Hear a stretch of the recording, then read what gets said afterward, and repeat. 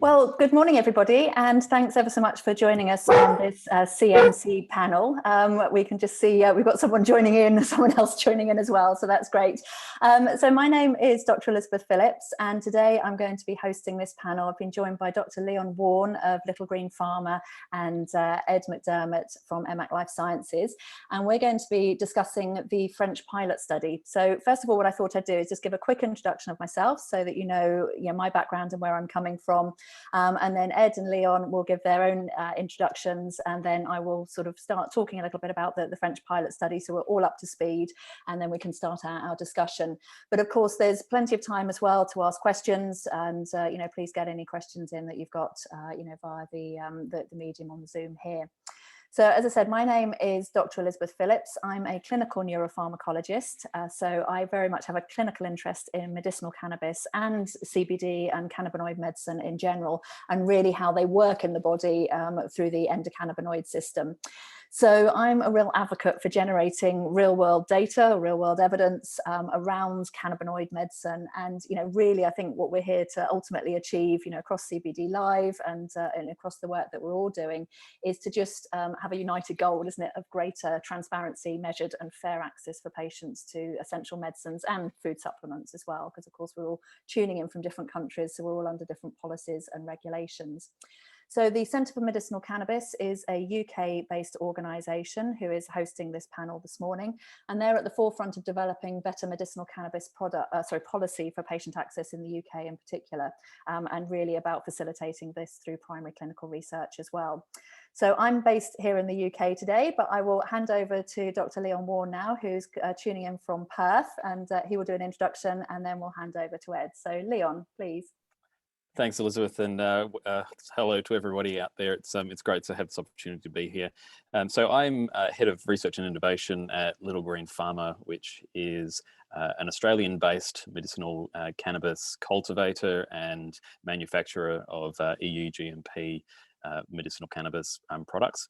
And we're very proud to be the first Australian manufacturer of cannabinoid medicines, and that was back in August 2018. And since then, we have a vision to transform the lives of patients globally, and we now export and distribute into Europe, UK, and across Australia at the moment as well. In relation to the French experiment, we're very excited to be involved as a main supplier for the CBD dominant oil ranges, and with that, we have joined with a French distribution partner in Intel Chimos. We are supplying two CBD dominant oils to that trial, namely a CBD 50 milligram per mil oil and a CBD 1 milligram per mil of THC and 20 milligrams per mil of CBD. So I guess my background, I'm out of academia. I've been in the medicinal cannabis space for around 2 years now in R&D. I previously hailed from several university settings and some regulatory background, largely in pain and translational medicine. Excellent. Thanks ever so much, Leon. That's great, a good background. And maybe if you could do the same, Ed, and yes, also mention sort of products that are involved in the trial as well, would be really useful. No problem. So yeah, my name is Ed McDermott. I'm co-founder and executive director of EMAC Life Sciences. My predominant operational role is actually running the UK business, but obviously oversee a multitude of different things we do as a vertically integrated company with the full supply chain fully owned in our business. We actually are a backup to the French pilot, working with Boiron, one of the sort of leading, well, the leading herbal homeopathic distributor globally, in fact. So yeah, it's very interesting to be part of this and look forward to further discussion. Fantastic, that's great. Thank you ever so much, Ed. So again, what I thought I would do then is just give a little run through of the pilot study and what it entails. Obviously, we've heard from Ed and Leon around some of the products that are there. And then this can sort of give us a lead in to begin to sort of delve a little bit more around the sort of the clinical, the distribution, the product side of the pilot study, and really how it can help inform all countries. This is a really important study. So we will all have heard, I'm sure, of the study in Denmark, very large population study that's happened. But now in France, thankfully with COVID restrictions that happened last year, we've started off, or they've started off on this pilot study. And I think what's of interest as well is that the fact that really this is an EU country with some of the strictest laws around cannabis and cannabis cultivation. It was only in 2014 that Sativex was introduced. So it's interesting that that this study is sort of coming through into France. So it's around several, say, imported cannabis-based medicinal products, of which EMAC Life Sciences and Little Green Pharma are part of. And this is patients rather, where they're taking prescriptions from doctors, from healthcare professionals, and these products have all been approved by the National Medical Safety Agency and comply with GMP pharmaceutical standards as well. So we're getting a really good quality product, of course. It's around about 3,000 patients enrolled on this sort of 6-month plus study. And the French authorities are really looking at this to make decisions, primarily sort of the primary outcomes around prescribing and dispensing, licensing and distribution, with really secondary outcomes on product dosing, product efficacy and safety. And as a clinical scientist, and I know we'll talk a bit about this, I find that quite interesting because, of course, normally population studies, you would be looking at products around the sort of dosing, the efficacy side first. But really we're looking, the French authorities are looking here at how we can, how they can use this information to ensure supply chain and products that are out there. So as Ed and Leon have mentioned, there are different ratios of THC to CBD products that are all carefully produced from the different cultivars. Looking at these products across different conditions, including cancer, drug-resistant epilepsy, spasticity in multiple sclerosis, certainly palliative care, I believe, and refractive neuropathic pain as some of the primary outcomes as well. So we've got a lot of areas that we can talk about.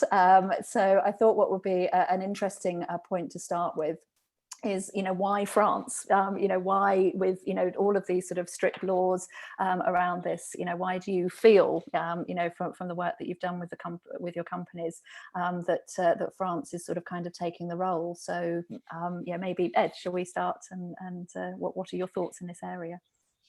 Yeah, I think it's an interesting one. Obviously, France has got a relatively big population. It's quite a well-known cannabis using destination. I think the majority of police time in France is actually spent dealing with cannabis-oriented issues. And of course, we're talking more about the recreational piece in that respect. But of course, a lot of those patients, similarly in the UK and other territories, will be using cannabinoid products to treat underlying medical conditions, in many cases that are already diagnosed and not, and in some cases not. But I think in many respects, it's kind of the least France can do when you think about neighboring Germany and the UK and how much further advanced they are in terms of a market. Now, granted, Germany is significantly larger than the UK, but both have been off to, they're quite far down the road of utilizing cannabis as a medicine. So really, it's been quite a long awaited study. Now we know it was delayed by COVID, but it is an interesting alternative to some of the territories that have effectively, rescheduled cannabis as a medicine in relation to sort of political pressure as a political issue and not so much from a science base. And obviously, we can already see that this, as you very correctly said, this study is really about supply chain and making sure that, it works. The clinical piece, the science piece is sort of, they've already decided, I think, that cannabis is relatively safe. It's now a question of, does this work? Does the supply chain work? Are these companies capable of delivering to these sort of 3,000 patients? So, my take on it is it's high time that this happened. So. Yeah, very good points. As you say, it's supply chain. I mean, obviously we've got regulation and policy, but the supply chain is, really going to be the key piece in going forward. So, and how about you, Leon? Where do you see this piece? Yeah, look, I definitely agree with Ed. I think it's for me, it's three different pushes and drivers in this direction. I think firstly, it's the convergence of scientific data that's emerging for the treatment and indications associated with medicinal cannabis. I think there's growing evidence in that has pushed this conversation forward into the public domain. I think, like many jurisdictions, this is a grassroots movement where you have patients with large populations of patients with unmet needs, and more commonly, these are often some of the driving forces that will influence the political sphere, and that's certainly the case in Australia. And then, as Ed had said, I think there's certainly surrounding pressures from other EU jurisdictions where the sky hadn't fallen when legislation passed to enable this to be a fact. No, absolutely, and I wonder as well, around the sort of supply chain side, from both, you're both importing, how do you see that coming on? So, obviously France is, seeing an increase in companies in the cannabis arena, in the domestic space, but how can that sort of balance, work with sort of importing products and sort of helping grow the French market as well? Where do you see that, Leon? Yeah, look, I think that is actually part of the 2-year strategy, and probably not an overt part of that strategy. But I think 2 years as part of this trial not only enables France to test public policy, test distribution lines, but it also enables the establishment of a French cultivation industry, enables manufacturing to take place, enables know-how to be gained in this sphere. So I think that's all part of it, and I think that's will be a real mainstay of the post 2-year trial period. And how about you, Ed, from an EMMAC Life Sciences point of view? Yeah, I totally agree with what Leon said. I mean, at the moment, they can't produce cannabis. There isn't anybody cultivating in France. So that's obviously means that they're sort of going to be reliant on import. And although France tends to be quite a sort of protectionist nation, I think there will ultimately be cultivation in France. But I also think, for some time, they're going to be requiring import. And I think, I think for companies like ourselves that are in cultivation as well, that's great. I think most markets are going to have some form of import one way or another, even if they can domestically grow. And of course, price is going to be a consideration in all markets as it currently is. No, absolutely. I mean, that's also. Sorry, one final point I would say. I think in both cases, we're Little Green Farmer and ourselves are working with distributors that know what they're doing. So that we are effectively, we've all got local partners. So it's France is effectively looking after its own as well. Yeah, absolutely. I mean, it's sort of learning from everybody, isn't it? Yeah, and how to get the best model through. So, okay. So, I mean, I guess, we've obviously, got some patients and users and people attending as well around the clinical side. So, how do you sort of see this, sort of being able to sort of be driven out, across other countries as well? I mean, I know you mentioned Germany as being a very interesting market at the moment, as well as the UK. And actually, Leon, I know you were talking about Little Green Farmer, I think in the German market as well. So, how are you seeing that evolving? Well, it's certainly a large market, and there's certainly an increasing demand in that market. I think really that's been a positive driver for our push into Europe. We've seen that providing quality products can be delivered into that jurisdiction, then there is a real demand from patients and prescribers and pharmaceutical distributors in that company as well. And with the with the sort of collection, I mean, if we sort of move into some of the sort of evidence side as well. So, you know, a lot of evidence is going to be generated. I know that, you know, we're talking about this as being secondary outcome from the studies.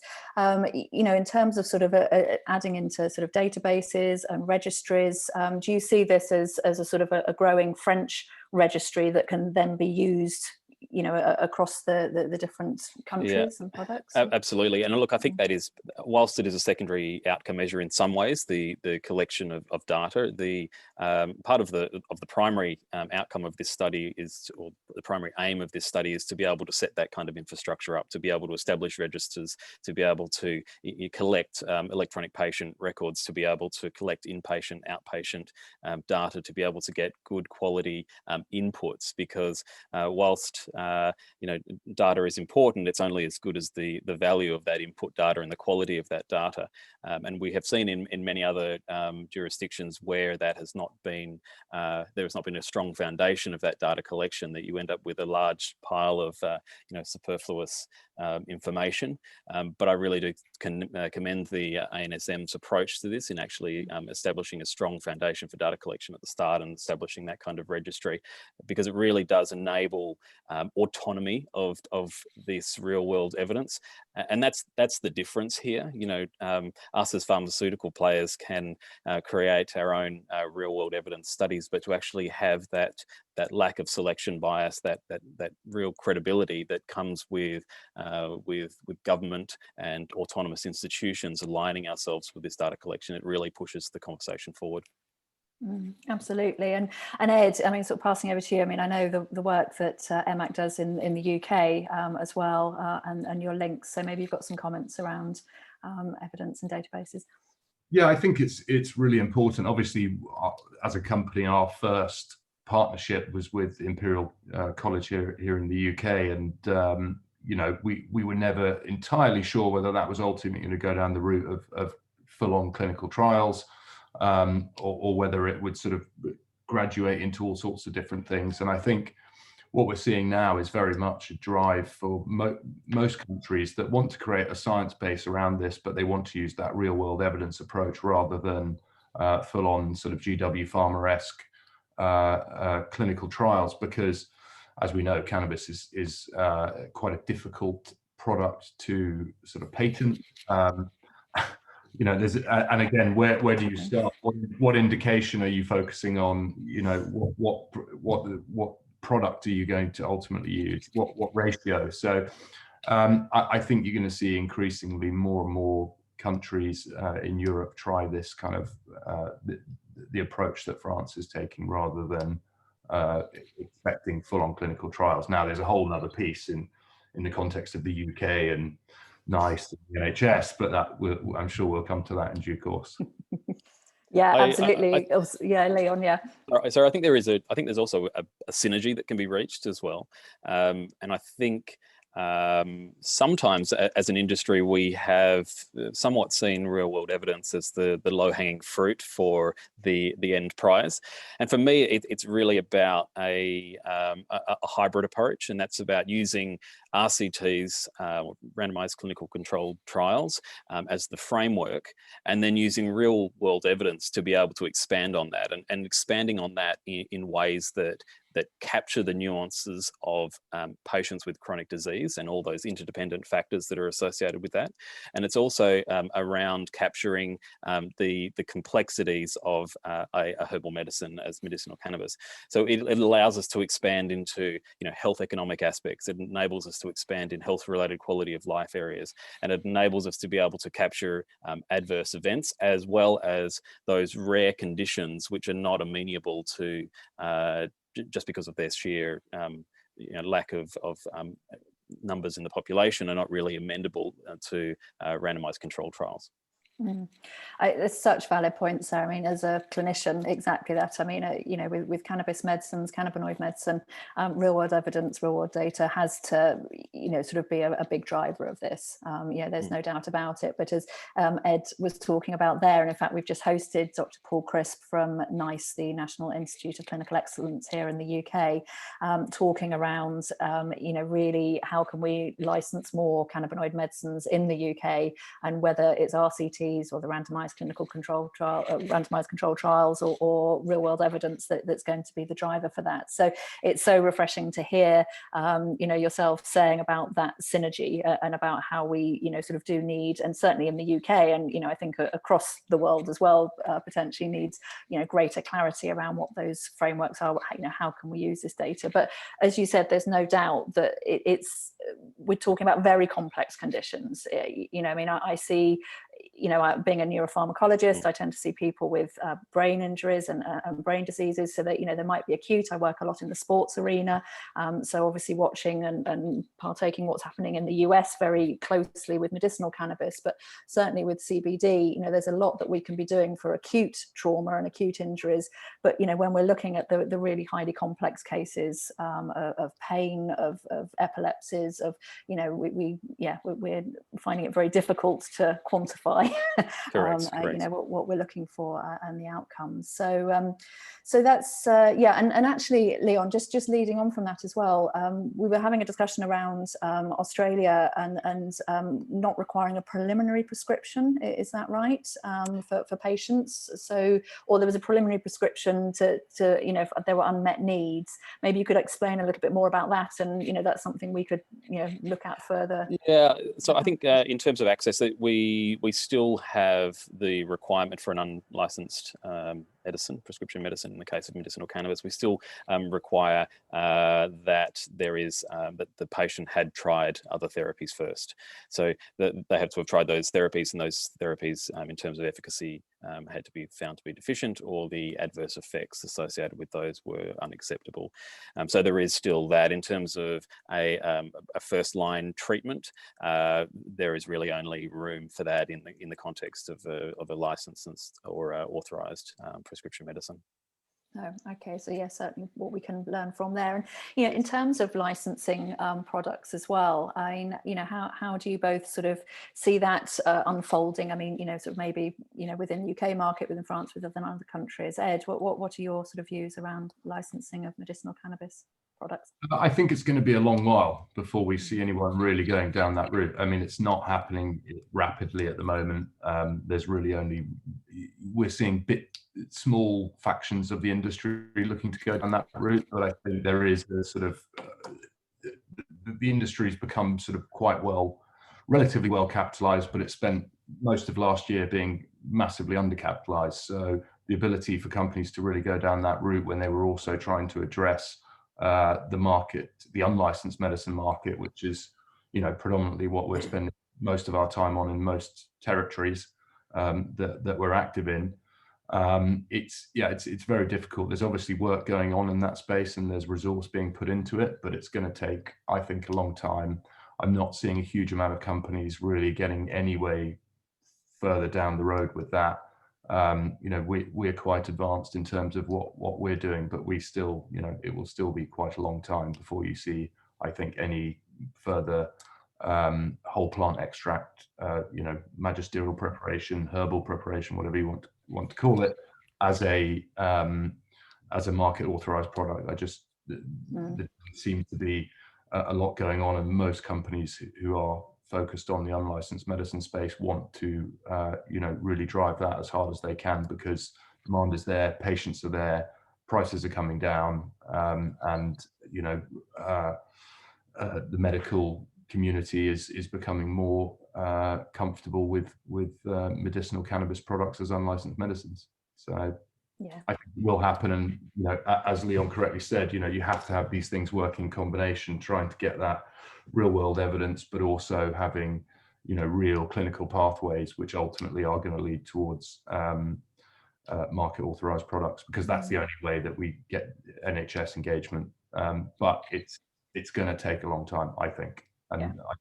I don't want to sound like a negative view here. I think the industry is actually moving in a really positive way, but that's really time, capital, and really, as I said, understanding what indication are we going after, what's the ratio, how are we going to treat that specific indication? Is it financially viable enough? As you correctly said, that you're dealing with such small patient populations in some of these very, very complex illnesses, which would seem to be benefiting from cannabis at this point. At least that's what the patients are telling us. So it's, yeah, I wish we could sort of fast forward and see what things are going to look like in 10, 15 years, because I hope at that point you do have, I think you will do, but it's going to take a long time. Yeah, I certainly think, I mean, from a UK point of view, but, you know, globally as well, we're almost playing catch up, you know, with the popularity and the boom, and, you know, we're having to now set in place, and it's kind of flip, you know, the pharmaceutical world, if you like, on its head. You know, I used to work in pharmaceutical research, and, you know, we were, you know, sort of looking at targets and then looking for the drugs, and now all of a sudden, you know, we've kind of got the drug, the medicine, but we're trying to work out how it works and, you know, how best to get it out there and to whom. It's completely unique. Yeah. So rare that you have a scenario where you have patients already using a product, which is of course being accessed via the black market or homegrown, whatever it might be, for decades, and then building up evidence, which is of course completely useless in the eyes of regulators and scientists. But yeah, it's unbelievable to have this bizarre situation where you have a huge population of users, and medicine and regulators and policymakers are catching up, and Yeah. you know, you just don't have that with traditional pharmaceutical products, obviously. Yeah. No. And you know, the other thing as well, I mean, you know, certainly from a clinical point of view, there's no doubt that medicinal cannabis, cannabinoid medicine can play a huge role. And you know, I see this time and again, day in, day out with clinical work. But we had a very interesting speaker at the CMC Medicinal Cannabis Summit a couple of weeks ago, Professor Helen Cross from Guy's and Thomas's, who works in pediatric epilepsy. And as she pointed out, you know, it doesn't work for everybody as well. So we've almost got the situation where you hear that it's this, you know, wonder product that everybody should be able to use, and certainly there needs to be access for everybody, you know, in that sense. But at the same time, we still need to, you know, look at, you know, how it's working, why it's working, if it does work as well, in certain areas. Ultimately, I don't think there's a single medicine out there in the world, pharmaceutical or unlicensed or any other iteration, that works for every single person with X condition. So I don't think it's unique in that respect. I think it's driven in many ways by desperation in a lot of patients. It's also driven by the sort of health conscious human who now has more knowledge than they ever had because of the internet, because of research, your ability to go and find out about things, and people want to be taking more plant-based products. They want more plant-based things in their diet. You know, it's just the way the world is going, and yeah, it's a very, very complicated subject. And, you know, I sort of, being non-medical, being, you know, a non-doctor, a non-scientist, you know, I sort of feel for you guys, because it's just where do you begin with these things? And I think everybody's doing a great job in terms of adopting it. And, you know, I'm seeing people who would never have entertained, you know, medical, you know, trained doctors that I know, family, friends, etc., who would, you know, 10 years ago, if you'd mentioned cannabis to them, they would have been like, oh, you know, horrible, makes you go mad. And now they're actually interested in prescribing it in the case of specialists. So that's a really amazing leap forward.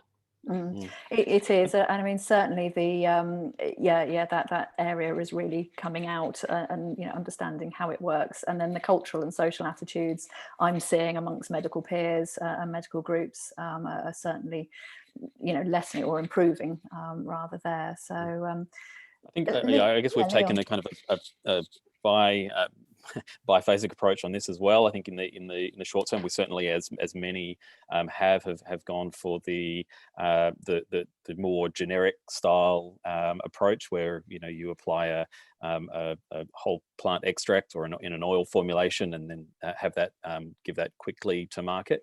But I really do, and it is sort of the approach of our company, that we believe that longevity will exist around the licensed medicinal prescription products at the end of the day.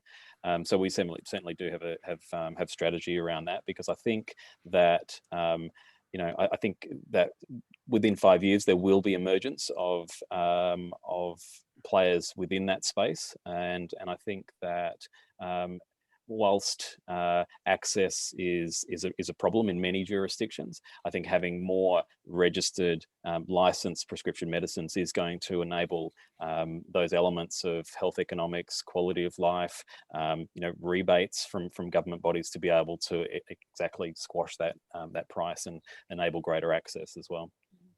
Absolutely, and from a prescribing point of view, I mean, obviously, I can talk for here in the UK, but I know around the world there's some fantastic clinics, and we've got the Sapphire Clinic here in the UK, CQC clinic that's been passed in Scotland, and some other great clinics. But in terms of the wider spread, then licensing does need to be part of this longer term picture. So I see we've got some questions coming through, which is great. So I wonder if we could just start with one of these. It just goes back to one of the areas that you were talking about, Leon. The question is that in Australia, this person believes that there's some health insurance providers who recognise and support medicinal cannabis. Is this the case? And therefore, do we think that British medical cannabis makers would welcome this? So if we start with Leon, is this the case in Australia? And then Ed, would this work in the UK? So we've been at Little Green Farmer, have been fairly groundbreaking in establishing connections with health insurance companies. In particular, we recently established a connection with HIF, which is an Australian-based insurance fund, and they can provide rebates on the purchase of medicinal cannabis, and that's really beginning to fill the void between what would normally be in the case of Australia, the pharmaceutical benefits scheme, which enables a government rebate on a prescription medicine, and in the absence of that, we see the health insurers as being a real potential player to reduce costs for patients. That's really interesting. So Ed, do you think that would be something that would work here? Something that you would welcome? I would certainly welcome it. I think it'd be fantastic if insurers were willing to sort of view cannabis and potentially also get involved in some sort of patient registry, so that they could actually see, how many people are off work, for example, that might benefit from cannabinoid treatment, and that may get them back to work sooner, which of course would be in the interest of the insurer. We've obviously spent time talking to insurers. I wish I could say that it was going to happen soon. I'm not sure is the answer. I don't see it happening rapidly here in the UK, but I do think, over the next sort of 6 to 12 months, you might start to see some sort of very small pilots happening in that space. And of course, I think the whole industry would welcome it. I think patients would absolutely welcome it. And I'm sure that the NHS and also policymakers would welcome it, because it might take a little bit of heat off of them as well, because it's not a subject that they love dealing with, quite frankly. No. One of the key conversation starters and drivers around the engagement of the health insurance funds was largely the assessment of quality life and health economics, and both of those are relevant drivers in terms of their patient groups, in particular their chronic patients, which are a big part of their outlay. So that certainly enabled us to open that conversation, and many were willing to engage on that basis. And it's taking us back, isn't it, quality of life? So whilst we're talking supply and distribution with the pilot study, the quality of life is the sort of important outcome. So another question that's come through is around patient population, and this one specifically has been directed to you, Ed, saying, do you think the patient population is going to grow or level off in the UK? What's your... I think it's going to continue to grow at a fairly significant rate. I mean, it's growing from a low base. We have to accept that it came from a base of nothing when the sort of industry opened up, but without any real framework to support it. We industry players had to effectively utilize all the jigsaw pieces that we had in terms of licensing, ability to import, ability to manufacture, and ability to distribute.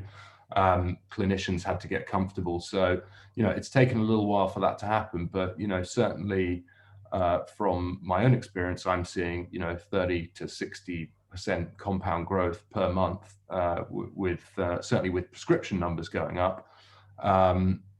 You get some sort of flat periods, but ultimately, if you take a step back, the curve is very, very much on an upward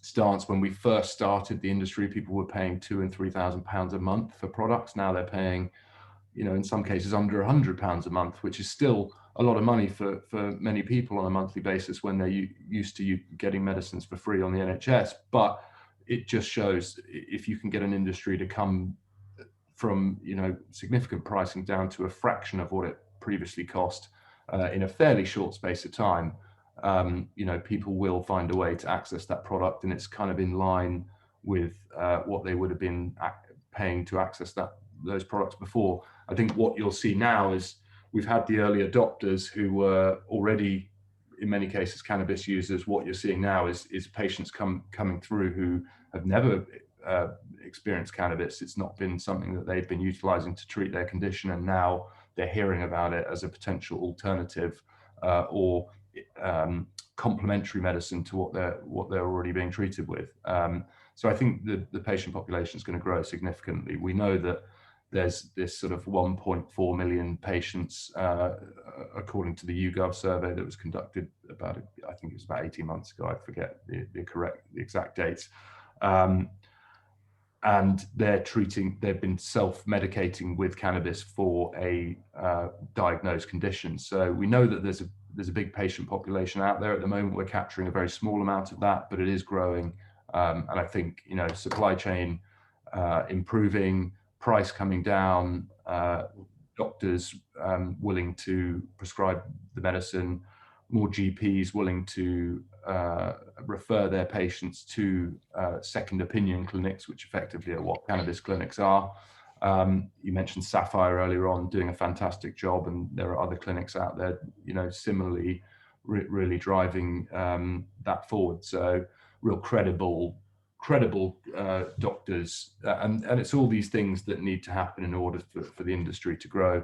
But, you know, supply chain, as France is dealing with, is a really important thing. You know, you need to have that continuity of supply. So yeah, I really do think the UK is growing, and it's going to continue to grow. It's not to be very clear, it's not the same as having you know, market authorized products that the NHS is paying for. That's the way that I think we can all agree. If there were lots of different indications that were covered with a number of different drugs, then you'd obviously have a market that would be a patient population that would be far more significant than what we see right now. But, you know, we've seen it in Germany, we've seen it in Australia, we've seen it in other territories. The market is going to grow in its current form. And yeah, certainly I know Dr. Mikhail Sodergren and Dr. Daniel Couch are talking around the Sapphire clinics this afternoon, aren't they, on CBD Live? So they'll be talking more about that sort of clinical aspect in the UK at least. So actually, Leon, that's sort of a second part to the question as well, which was interesting, and Ed was touching upon this as well, around, you know, people aware or maybe had self-prescribed cannabis in the past, but how can we convince people to use prescribed product over illicit product? How are you seeing that in Australia? Yeah, so I think the biggest driver is access and price, and you know, around the access issue, obviously it would be ideal. We certainly saw, you know, the UK is following a similar path to what Australia did. It's just a matter of time. But when we have access through people's regular care providers, you know, primary care clinicians, GPs, the like, then you really do have greater access, and certainly what we've seen in Australia is that the cost to the patient at the end of the day is actually reduced as well, from not having to go through that referral process and the whole clinic scenario. Now, whilst that is a reality of the current paradigm, ultimately we've seen change and more broader access points and touch points in the health care circle, and certainly that has put pressure on price as well, particularly in the context where you can't actively have a conversation around the recommended retail price of a prescription medicine for legal reasons. And so that does allow a reduced amount of transparency in that space for patients to have a true consistent pricing. So I think it's largely around those areas where I think change is needed. Absolutely, and actually we've had a question come in sort of related around pricing and cost of the market, and the question is, I would appreciate an elaboration on the GDP related challenges and solutions in international distribution of medicinal cannabis. So maybe starting with Leon and Ed's thoughts.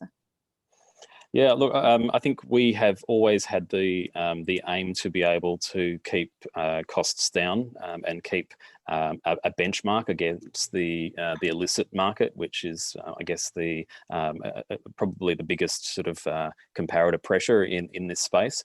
And I think it's about in terms of international jurisdictions, it's about maintaining that conversation, so maintaining education and maintaining transparency of those costs as much as you can. It is complicated by distribution models, but certainly if you can keep as much of your own costs vertically integrated, which both Ed's example and LGP, we've done that, and that does enable less opportunity for price increases, and it also enables continuity of supply, guarantee of quality product at the end of the day. So I think they're probably the biggest variables in that, but certainly there are still going to be elements of the distribution that are out of the control of the cultivator or the manufacturer. Agreed. Yeah. I think you're absolutely right. I think vertically integrated companies at this point in time are the best way to go. I think we see a lot of people, because obviously the other piece of this equation is always capital and resource, not just human capital as well as cash. These things are really important, but ultimately I think if you asked any company at this point in time, would you like to control every part of your supply chain, I think they'd say absolutely I would. So I think it's crucial that the more sort of vertically integrated companies do everything they can to save money and pass that cost saving on to patients ultimately.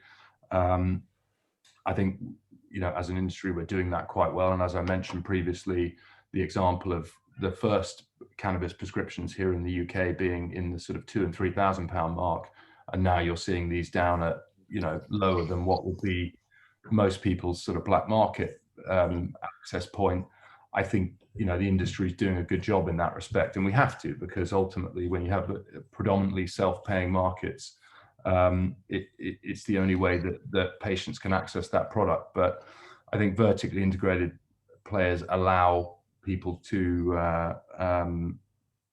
continue to access those products. Companies obviously need to some degree to make money in order to continue to be able to provide that consistent product. So whenever you talk about medicine, kind of profit and margins and all those kind of things are kind of dirty words in many respects. It is ultimately about, we're all doing this because we want patients to benefit, and we've all, I suspect pretty much everybody I've met in the industry has a personal story which has led them to being involved in the industry. But it is important that you can get to a point where your first point, your cultivation costs are of a quality level but cost significantly less, and the only way you can do that is being in the right sort of climates or utilizing technology. So there's so many different things that lead to what the patient ultimately sees, but yeah, price is something that I think continue to come down. It will weed out people who are sort of running that sort of loss leader model to try and garner patients, which is, I don't think it's fair on patients to do that. I think you have to find a way to make your company sustainable so that you can continue to provide those patients with products. There's no good in starting a market and then not being able to continue. You're only going to let patients down, and that's something we're very, very conscious of. Yeah, having worked, as I said previously mentioned, in the pharmaceutical industry for a number of years, I'm certainly within the medicinal cannabis arena that I'm now in. I would say that there is a lot more patient focused than there has been across any of the other pharmaceutical areas. Cardiovascular, neuroscience, all sorts of areas that I've worked in. So that's always good to have that at the top. So we've just got a sort of couple more. Oh, sorry, yeah. No. Sorry, yeah. People get up in the morning for different reasons, but know, it's Yeah. fantastic to hear these stories of patients who are, you know, living their best life. Ultimately, that, you know, they're not up to their, you know, they're not heavily dosed on opioids and not getting out of bed. They're actually walking around. They're actually doing their 10,000 steps a day. You know, previously doing the absolute bare minimum or not moving at all. I mean, things like that are just fantastic. So I think we all get a real kick out of what we're doing. Yeah, Great. well, and I'm talking tomorrow on CBD Live more around the clinical side and the endocannabinoid system and how these products work. But you know, from my point of view, you know, they're sort of really balancing so many systems in the body, and the endocannabinoid system is so key for that homeostatic function. And so, yeah, you know, to use medicinal cannabis is really, you know, working at many different levels rather than just what I would call, you know, a sort of a black or white drug, which is switching something off or, you know, blocking something. So yeah, it's a much neater product for sure. So we've just got a couple more minutes, but I think what I'd like to do is just I'll ask the final question around products particularly, and you know, I guess, you know, goes back to my roots as well, what I'm interested in.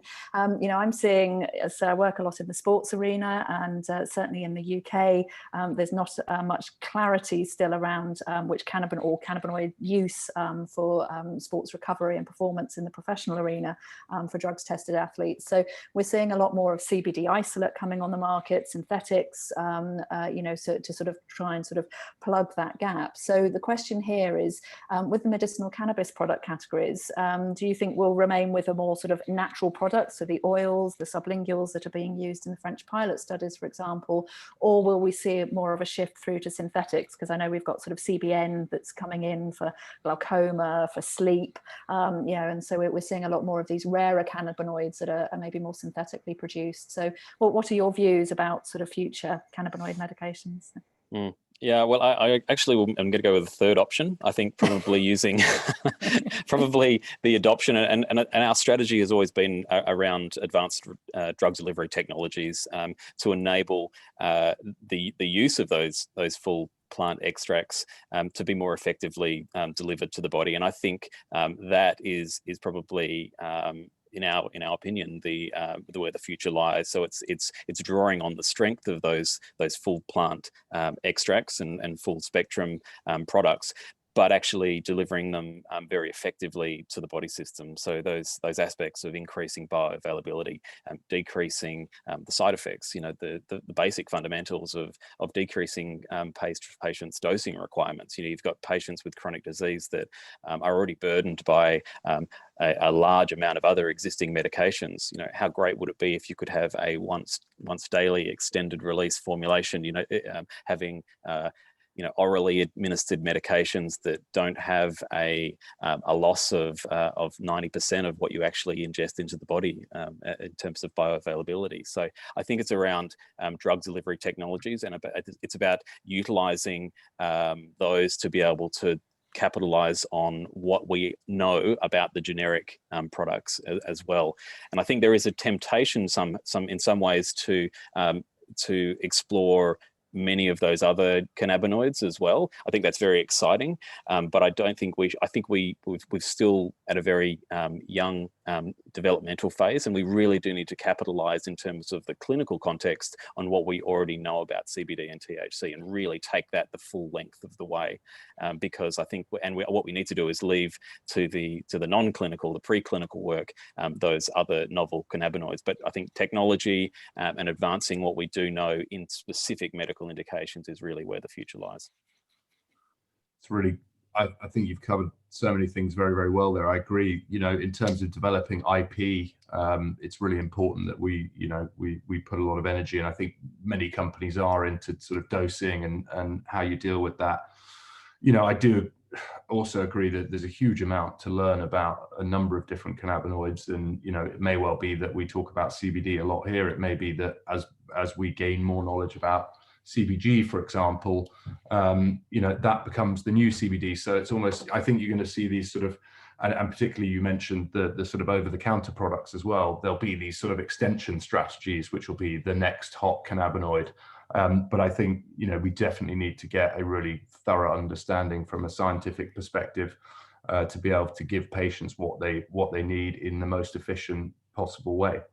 And I think that has to be science driven. You know, some of it is obviously going to be real world evidence, but ultimately to get these things to create this IP, which is what's needed, yeah, it's going to be science oriented. But yeah, I think it's a fascinating area, that the sports piece. As a former rugby player who used to obviously get hit on the head a lot, and having, thankfully, in many ways, my career was cut very short, but I've got friends who've you know, continued to play at the highest possible level, and you know, some of the damage that they've experienced has been pretty tough, and a lot of them do swear by sort of CBD products, and in many cases it's just over-the-counter isolates. In some cases they're actually getting prescription products as well. So that's just, you know, that's anecdotal, I guess, but it's you know, it's still good to see that these sort of heavy contact sports and other sportsmen are utilizing cannabinoid therapy to, you know, instead of, I know what it's like, I guess, to say when you get handed sort of 8 ibuprofen when you walk off, you know, at half time, you know, that's not good for you. You know, that's not doing your liver and etc. any favors. So it's good to see that this field is being utilized. Yeah, absolutely. Well, and it's the longer term. I mean, I won't go into it now, but the longer term, it's not just acute. The cannabinoids don't just work acutely. There's also the longer term effects of reducing oxidative stress and all 100%. Sorts of tissue damage that's happening. So, so I think that really brings us neatly back when Ed planted us firmly back in the THC CBD world to remind us that that's what the French pilot study is looking at. And I think, you know, we really look with interest from a business point of view, from a clinical point of view, you know, which products, which ratios are going to work, you know, the best, or in which conditions, and which dosing routes of products as well. So I think it's going to be with great interest that we watch these results rolling out and seeing what's coming in. So I think, you know, do you have anything more that you would like to add, Ed or Leon? So not from me, just thank you very much for having us. And yeah, I think it's always, there's a huge amount to unpack in a really short space of time, relatively. And you know, to the participants, I apologize if we haven't touched on all the things that you would have liked to hear about. But well, we're popping up at other shows, aren't we? Other conferences. Exactly. So check out other conferences, and CBD Live tomorrow as well. And of course, this afternoon we've got Mikhail Sodergren and Dr. Daniel Couch. Yeah, that would be a great one. I look forward to seeing that. Yeah, so there's plenty more this afternoon. So Leon, any final words from yourself or Little Green Farmer? No, look, it's fantastic just to be part of the conversation, and I think the more of these kinds of you know, critical reviews and analysis of the industry and passionate conversations about anecdote and real world evidence is what's really going to drive the industry forward. Yeah, absolutely. So, you know, I certainly see this pilot as a litmus test, really, isn't it, for other countries? And yeah, we just look forward to seeing what else is coming up on CBD Live this afternoon as well. So I hope that we've managed to, you know, just give a little bit of insight or discussion around an interest around the pilot study and how we can best use this, moving other countries and other medicinal cannabis areas products, other medicinal cannabis areas forward as well. Because as we say, it's all about achieving, isn't it, that united goal of greater patient access. So thank you ever so much, everybody, for joining us. Thank you so much for the questions. And I believe there's a recording that will be available in the sort of virtual online conference very shortly. And then there'll be a video library set up after the conference, so you can catch up with what we've had to say this morning. So thanks very much. It's been lovely chatting to you, Leon and Ed, and we will see you all very soon. Thanks for joining us. Thanks, everyone. Yeah, bye-bye.